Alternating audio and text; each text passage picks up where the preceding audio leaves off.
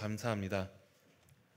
오늘 우리에게 주신 하나님의 말씀은 마태복음 11장 28절로 30절, 제가 가진 성경으로는 신약 18페이지입니다.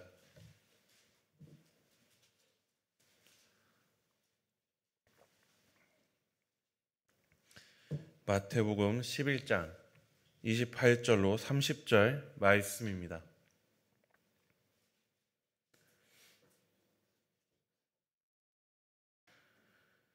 다 찾으셨으면 저 한 절, 성도님들 한 절 돌아가면서 교독하시도록 하겠습니다. 수고하고 무거운 짐진 자들아, 다 내게로 오라. 내가 너희를 쉬게 하리라.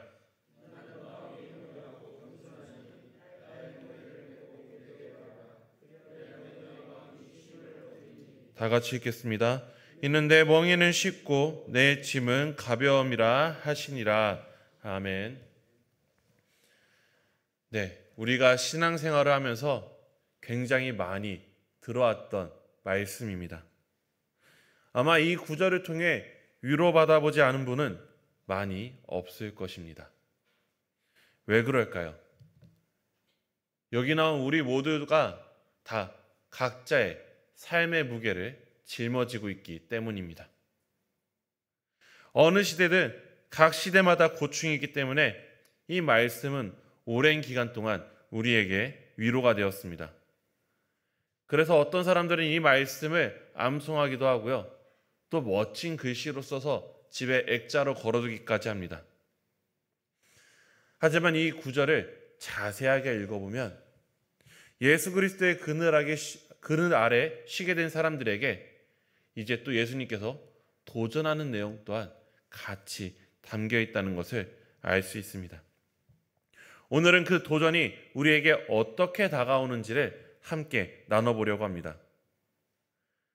오늘 본문의 시작은 이렇습니다.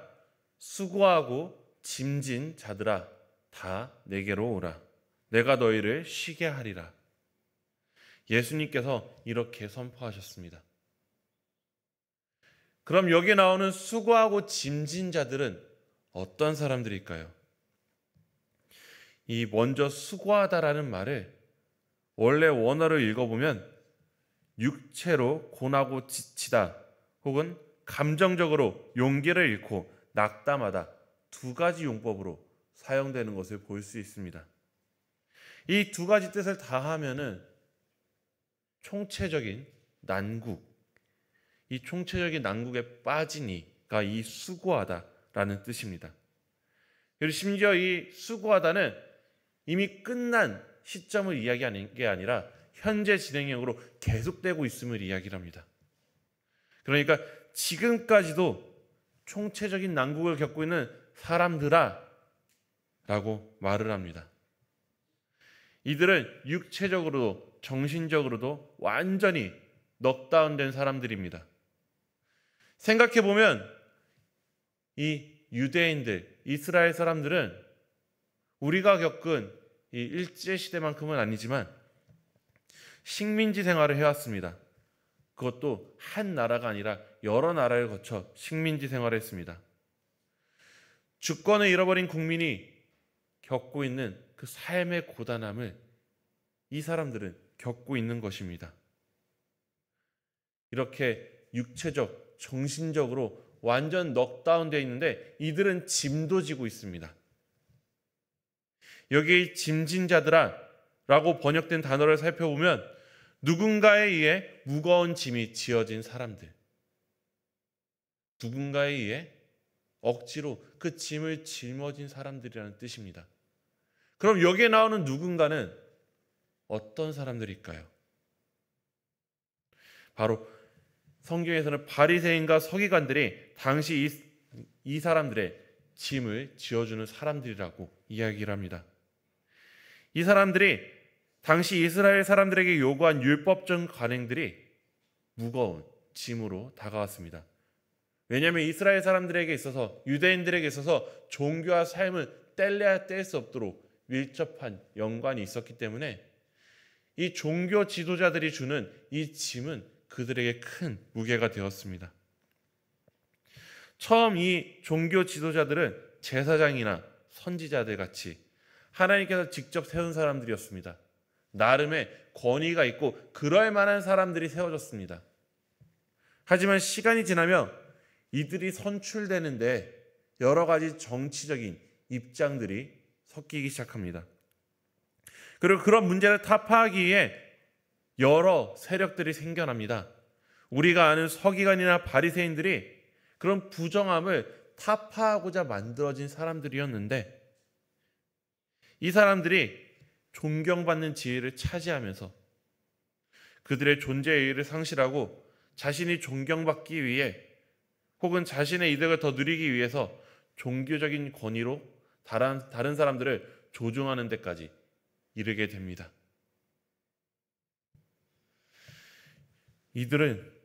이들이 만들어낸 짐 중에는 율법들이 있습니다.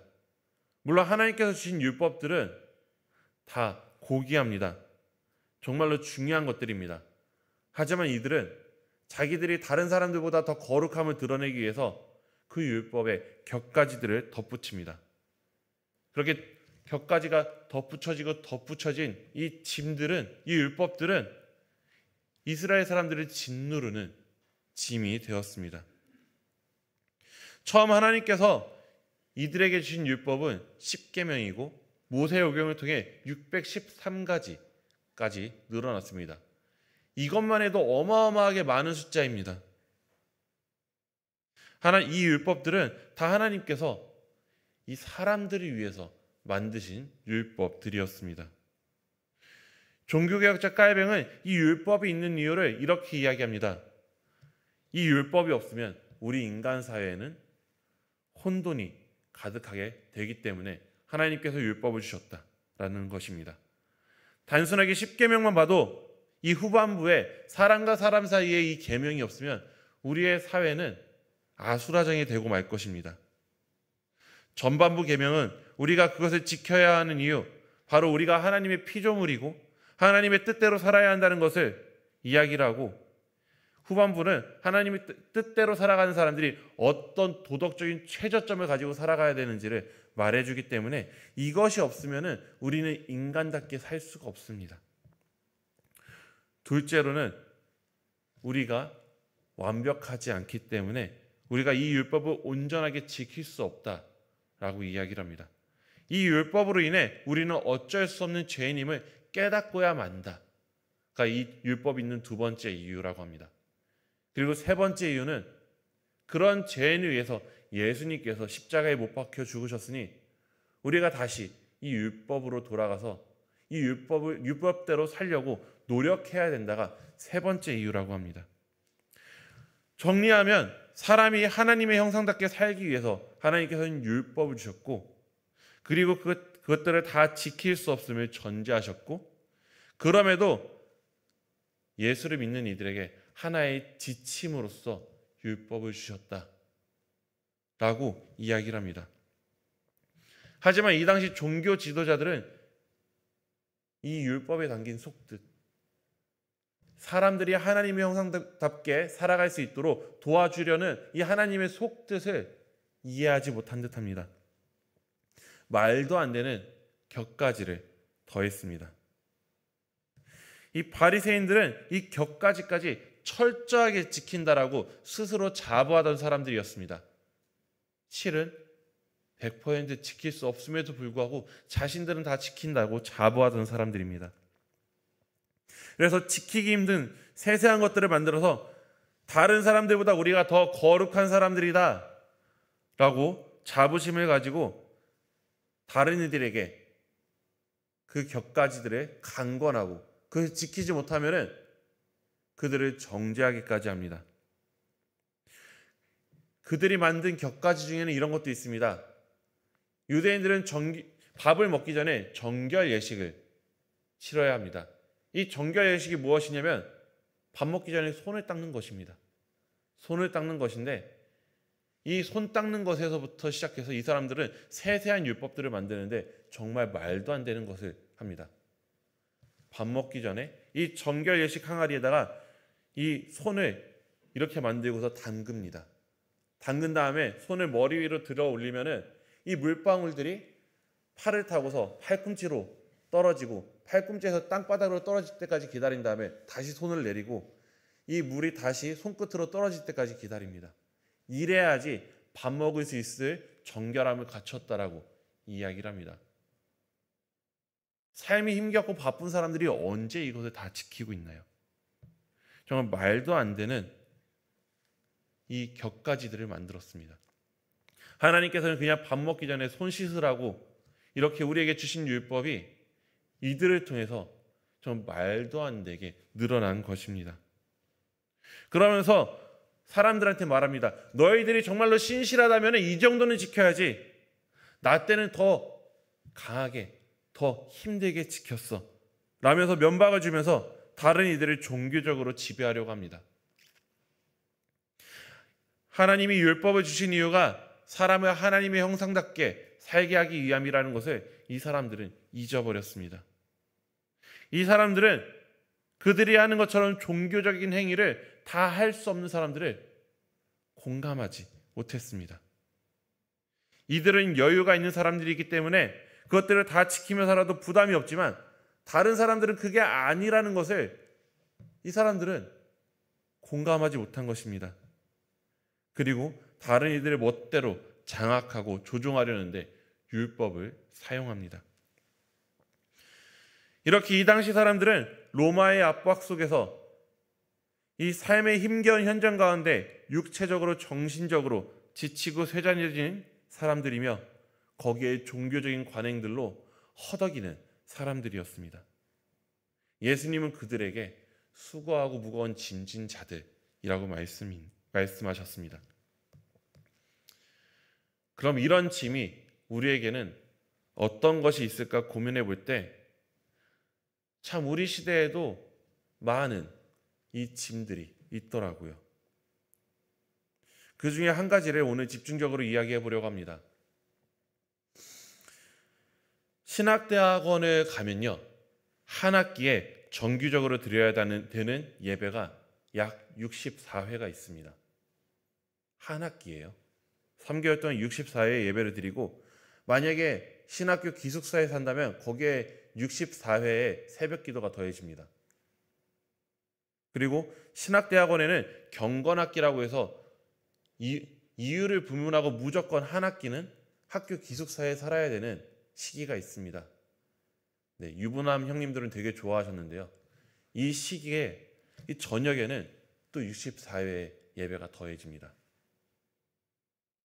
그리고 저는 신학대학원에서는 그 예배를 담당하는 경건교육처라는 부서의 조교로 있었고요. 대학원에서는 그곳의 직원으로도 있었습니다. 총 5년을 이 예배 속에 파묻혀 살았습니다. 그 5년 동안 한 번의 수업 관련 견학 때문에 빠진 거에는 다 참여했습니다. 그런데 이 예배의 말씀을 듣다 보면 거의 대부분 두 가지로 나뉩니다. 이 예배에 나와서 말씀을 전하시는 대부분의 목사님들은 보통 연배가 있으신, 연세가 좀 높으신 목사님들입니다. 이분들이 전도사들을 대상으로 말씀을 전하는 것입니다. 이분들이 사역자들의 어려움에 대해서 이야기하면서 이 두 가지 내용을 말씀하시는데 첫 번째는 이렇습니다. 여러분, 우리 세대의 잘못으로 여러분 세대의 사역자들이 너무 괴로움을 받습니다. 죄송합니다. 라고 말씀하시는 분이 계시고요. 두 번째로는 여러분, 우리 때는 이것보다 더 힘들었어요. 굶어가면서 사역했습니다. 믿음으로 이겨내야죠. 흑수저니 뭐니 불평하기 전에 기도로 이겨야 합니다. 네, 이 두 가지 부류의 설교로 결국 나눠지더라는 것을 경험했습니다. 처음에는 둘 다 은혜가 되었습니다. 그런데 이게 1년, 2년 계속 똑같은 말씀을 들으니 저희들 안에 답답함이 있었습니다.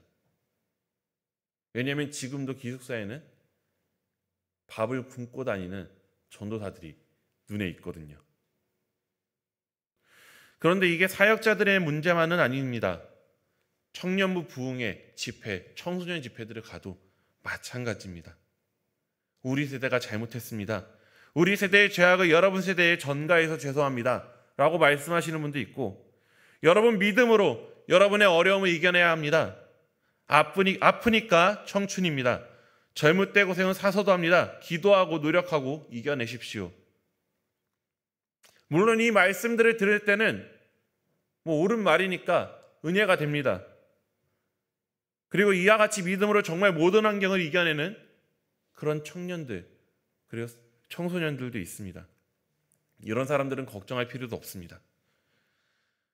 하지만 많은 경우 그렇지 못한 상황도 많습니다. 단적인 예를 들자면 경제적으로 어려움을 당한 청년이 있습니다. 이런 청년이 대부분의 교회에서 청년부에 가서 어떤 조언을 들을까요? 하나님께서 채워주실 거야. 열심히 기도하고 의지해. 그게 건강한 믿음이야. 그런데 이 물질이 채워지고 우리의 삶이 편해지는 게 정말로 하나님의 뜻이냐는 것입니다. 아닌 경우도 많습니다. 채워지지 않음이 하나님의 뜻일 수도 있습니다. 그런데 이런 천편일률적인 이런 조언만 들었던 이 청년은 어떤 마음이 들까요? 그렇게 하나님을 믿으면 모든 것들을 다 하나님께서 예비하시고 계시다는 그 믿음이 있어도 채워지지 못하는 이 상황에 내가 믿음이 없는 건가? 그런 의심도 듭니다. 정말 수고하고 무거운 짐을 짊어지는 것입니다. 이와 같이 믿음으로 도전했지만 실패한 청년들은 어떻게 될까요? 이들은 좌절하기도 하고요. 교회를 떠나기도 합니다. 어떤 이들은 가면을 씁니다. 속은 다 썩어 문드러져도 교회에서는 괜찮은 척합니다. 자신이 지금 이 상황을 못 이겨내는 게 믿음이 없어서인 것으로 보일까 봐 괜찮은 척합니다. 그런 속 썩어 문드러진 거 보여주면 부끄럽기도 하고요. 어떤 사람들은 교회를 세상에서 요구하는 책임에 도피하는 도피처로 삼기도 합니다. 다시 바리새인의 율법으로 돌아와 봅시다. 바리새인의 율법도 참 옳은 말들이 많습니다. 원론적으로 그들의 논리대로는 그들이 지키는 모든 행위는 다 조금 과하긴 하지만 옳은 일이기는 하니까요.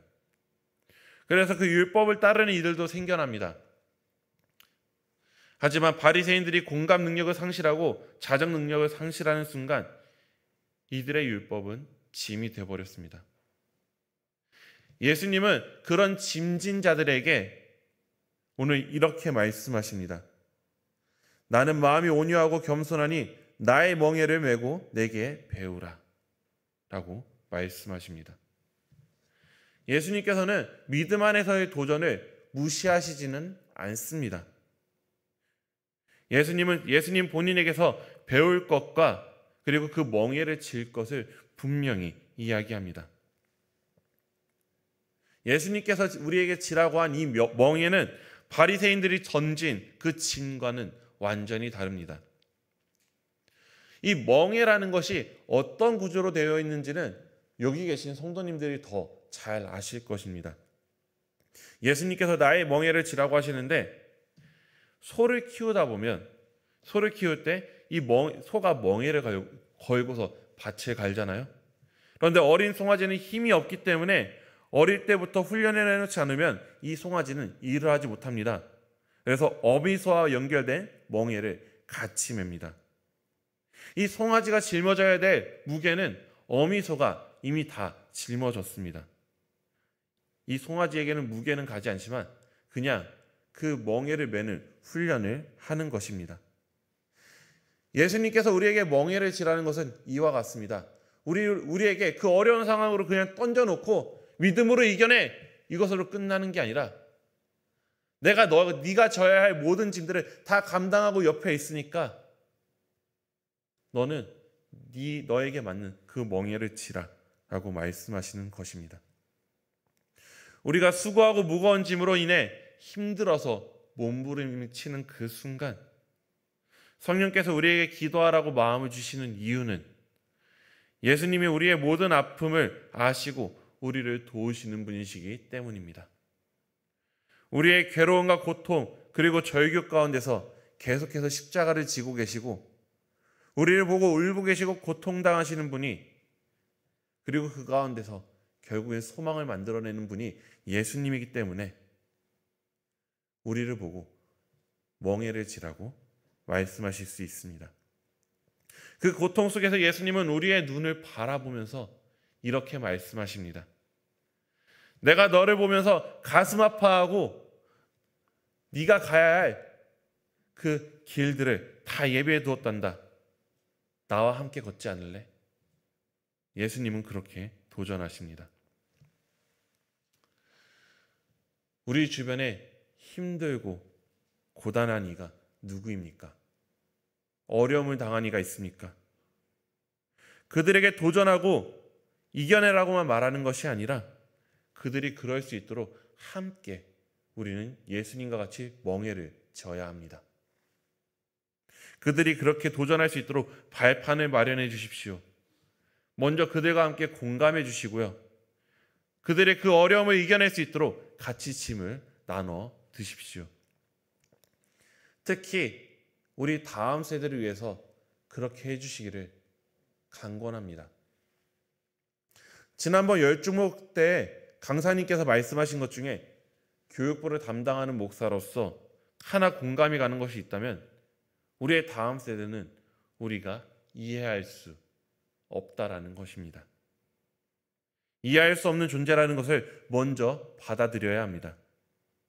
우리도 그들도 우리를 100% 이해할 수 없습니다. 그들이 살아가는 세상과 우리가 살아왔던 세계는 완전히 다릅니다. 아예 외계라고 보셔야 합니다. 어른들은 그들을 규정하려고 조금 더 쉽게 판단하려고 엠진이 젠진이 하는 구분들을 만들지만 실은 이 아이들은 그것으로 한정 지을 수 없을 만큼 굉장히 다양하게 변화합니다. 1년 1년이 엄청 바뀌는 세상 속에서 살고 있습니다. 우리들도 그 변화에 따라가기 너무 어렵지 않습니까? 그 세상 가운데서 그러니까 몸으로 버텨내고 있는 아이들이 바로 우리의 다음 세대들입니다. 그렇기 때문에 우리가 가치 있다고 생각하는 것들, 그들에게 조언하는 것들이 우리에게 적용됐던 것처럼 그들에게 적용되지는 못합니다. 정말 빠른 변화로 인해 무언가 열심히 준비하더라도 준비한 것들이 가치를 잃어서 그 자신이 열심을 다한 것에 보상을 받지 못하는 경우도 수두룩합니다. 그리고 그 실패의 리스크를 감당하기 어려워하는 세대이기도 합니다. 계속해서 새로운 것을 받아들여야 하니 굉장히 피로도도 높은 세대입니다. 그들을 위해 우리는 어떻게 해야 할까요? 먼저는 기도해야겠죠. 그리고 기도하는 데 그쳐서는 안 됩니다. 그들을 이해하고 공감하려고 해야 합니다. 그들이 우리를 이해할 수 있을까요? 이해할 마음을 품을 수 있을까요? 우리가 예수님을 이해하지 못하는 것처럼, 그럼에도 불구하고 예수님께서 우리를 이해하려고 노력하셨던 것처럼 우리도 이 다음 세대들이 우리에게 그렇게 하지 못한다고 할지라도 이해하려고 해야 합니다. 공감하려고 해야 합니다. 그때 우리가 편하려는 관점으로 이 아이들을 보려고 하지 않고 이 아이들이 사는 세상을 존중하고 다가가야 합니다. 그리고 그들이 마음껏 도전할 수 있도록 실질적인 도움이 되어줘야 합니다. 실질적인 도움에는 여러 가지가 있을 수 있겠습니다. 그리고 이 아이들이 이 변화하는 세상 가운데 이 세상이 주는 도전 말고 다른 어려움이 생기지 않도록 우리 어른들은 이 사회를 더 정직하고 옳은 사회로 만들어야 할 책임이 있습니다. 우리는 기독교인이니 하나님의 정의와 공의가 나타나는 이 세상으로 만들어야 할 책임들이 있습니다. 그런 부분에서 지금 우리 기독교 교계 어른들의 모습들은 때로는 무책임해 보이기도 합니다. 자신들만 이 신앙을, 이 시대를 누리고 살아가면 그만이고 다음 세대의 성도들의 삶에는 관심이 없어 보입니다. 기독교의 사회 신뢰도는 땅바닥에 떨어진 지 오래입니다.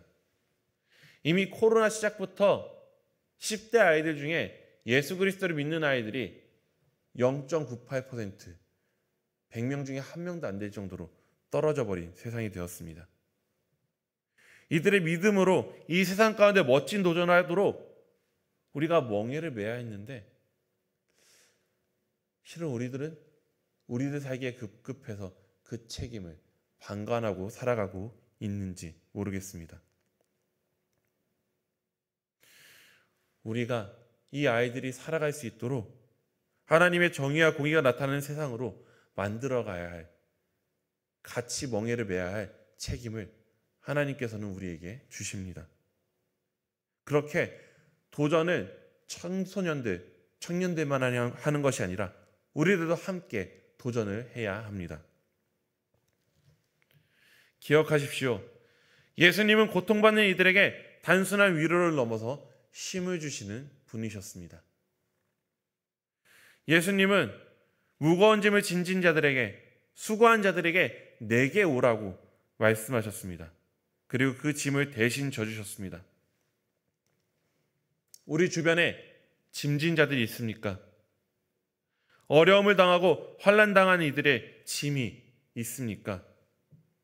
너무 빨리 변화하는 세상 속에서 숨 쉴 틈조차 없는 다음 세대들이 눈에 보이십니까? 그들에게 우리는 더 열심히 해 라고 도전을 하는 것 이전에 함께 동행해주고 함께 멍에를 메어주는 어미소 같은 존재가 되어야 하지 않을까요? 그들에게 우리는 함께 앉아주고 함께 울어주고 함께 기도해주고 실제적인 도움이 되어주는 예수 그리스도를 닮은 그런 모습이 되어야 할 것입니다. 그것이 한 몸, 한 가족된 교회로서 우리가 가져야 될 책임입니다. 바라기는 여기 있는 모두가 그 각자가 져야 할 책임들, 멍에들을 감당할 수 있기를 원합니다. 그래서 우리 다음 세대가 이 신림교회에서 계속해서 예배를 드릴 수 있도록 책임감을 가지고 또 신앙생활을 하고 사회생활을 하는 우리 신림의 가족들이 될 수 있기를 간절히 소망합니다. 기도하도록 하겠습니다. 하나님 아버지, 우리의 아픔 다 아시죠? 우리의 어려움 다 아시죠? 그것을 같이 아파하고 짐을 져주시는 그 아버지의 사랑을 우리가 경험했습니다. 바라기는 아버지, 우리도 도움이 필요한 이들의 짐을 같이 져줄 수 있는, 같이 공감해 줄 수 있는 그런 넓은 마음을 가질 수 있도록 도와주시옵소서. 우리가 그 일을 감당할 때 힘 주시고 능력 주시기를 간절히 원합니다. 이 모든 말씀 살아계신 예수님의 이름으로 기도드립니다.